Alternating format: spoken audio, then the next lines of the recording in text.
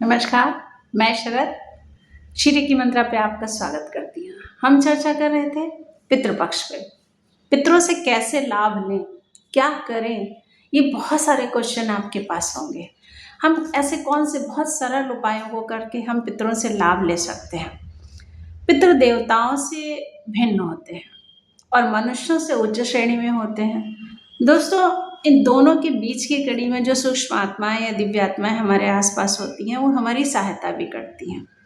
विभिन्न प्रकार के आडंबर करने से कोई फायदा नहीं होता है और लोग करते हैं, फिर भी दिखावा करते हैं, पैसा खर्च करते हैं, बहुत सारे कर्मकांड करते हैं और फिर भी उनकी बात नहीं बन पाती।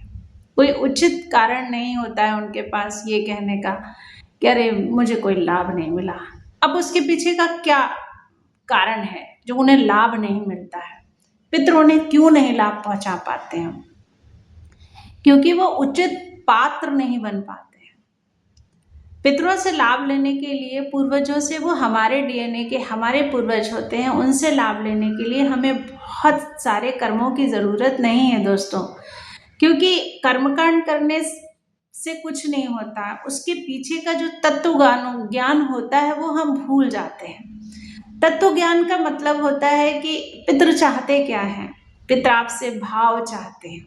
जीते जी अगर वो आपने उनको नहीं दिया है तो कम से कम उनके मरणोपरांत तो दे सकते हैं ना।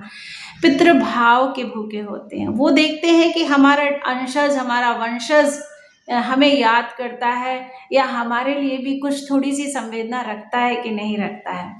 तो ऐसे पितरों को हम खुश कैसे कर सकते हैं? उन्हें याद करिए मन से, पूरे दिल से, तन से, और छोटे छोटे से तर्पण कीजिए। छोटा सा तर्पण कर दीजिए, वो उन्हें संतुष्ट कर देगा, बहुत प्रसन्न कर देगा। ये छोटे छोटे से तर्पण क्या हो सकते हैं, क्या करना चाहिए आपको, और कैसे आप अपने को पात्र बना सकते हैं, इस सारी चीजों को जानने के लिए वीडियो देखते रहेंगे। सबसे पहले आप ये भूल जाइए कि आपके पास ये नहीं है, वो नहीं है, ये सारे कर्मकांड का विषय है। कर्मकांड करना इतना आवश्यक नहीं होता। आप छोटे से काम को करके पितरों से लाभ ले सकते हैं। आप दोस्तों 15 दिन करिए। जल में सिर्फ एक तांबे के लोटे में छोटा सा जल लीजिए, उसमें बहुत थोड़े से काले तिल डाल दीजिए और साउथ वेस्ट डायरेक्शन में उसको रख दीजिए या फिर डाल दीजिए। पैरों में ना पड़े, किसी गंदी जगह पे ना पड़े। आप उसको गमले में डाल सकते हैं और डालकर उनके हाथ जोड़ के फूल डाल के आप आ सकते हैं कि मैंने आपको दिल से याद किया, आप आए, आपका स्वागत है, और अपना जो संतुष्ट होकर जाइए और मुझे आशीर्वाद दे के जाइए। नंबर 2, ईशान कोण की तरफ आप अमावस्या में, किसी भी अमावस्या में, पितृ अमावस्या के दिन भी और वैसे भी सभी अमावस्या में आपको ये लाभ देगा। अगर आपको लाभ नहीं मिल रहा है तो आप दीपक के अंदर कलावा, रुई का दिया ना जला के कलावे का दिया बनाकर और कॉर्नर पे रख दीजिए ईशान कोण में। बस सिंपल सरसों के तेल में आप एक जगह लाल कलावा डालकर आप जला दीजिए, आशीर्वाद ले लीजिए। निश्चित रूप से आपको आशीर्वाद मिलेगा। इनके जल देने का उचित समय, बहुत से लोग सुबह ही सुबह नहा के छुट्टी पा लेते हैं, ऐसा नहीं होता। इनका समय होता है। इनका दिन में 11:30 से 12:30 का समय होता है। आप उसी समय इनको जल डालिए, आपको पूर्ण लाभ मिलेगा। खीर और पूरी इनको जरूर अर्पण करें। इनको मीठा पसंद होता है। आप इनको मीठे का कुछ भी भोग दे सकते हैं। भोग में आप खीर पूरी दे सकते हैं, पेड़े का भोग दे सकते हैं, लड्डू का भोग दे सकते हैं। एक लड्डू थोड़ा सा घी एक पत्तल में डालकर, थोड़ा सा तिल, थोड़ी सी हल्दी डालकर रख दीजिए भोग के नाम पे। हो गया, इतना बहुत है उनके लिए। एक नहा धो के एक पत्तल में और एक छोटे से गिलास में पानी। दोस्तों, ये छोटी छोटी सी चीजें हैं, बहुत बड़े कर्मकांड की आवश्यकता नहीं है। मैंने आपको बोला, आगे और भी सुनिए, बहुत सारे उपाय हैं। घर में ही कंडे में, किसी भी कंडे में, गाय के गोबर के कंडे में घी और गुड़ लगाकर आप जला दीजिए। गंगा जल लेकर हाथ में पूर्वजों का नाम लेकर स्मरण करके सारे पूर्वजों के अंजलि, 5 अंजलि जल डाल दीजिए। नीचे पेड़ हो या आप कोई गमला रख सकते हैं, परात रख सकते हैं, और लास्ट में काशी विश्वनाथ बोल दीजिए। काशी विश्वनाथ माने आपके महाकाल, महाभैरव, उन्हीं से ही सब कुछ है। आप करके तो देखिए दोस्तों। जब भी आप ब्राह्मण को भोज करें तो कभी भी उनको तिलक ना करें।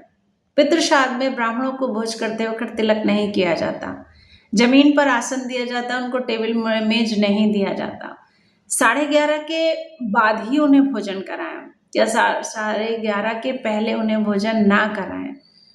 मंत्र के नाम पे ओम पितृ देव्यो नमः कह के घर के मंदिर में भी भोग लगा सकते हैं। पक्षियों को दाना डाल सकते हैं।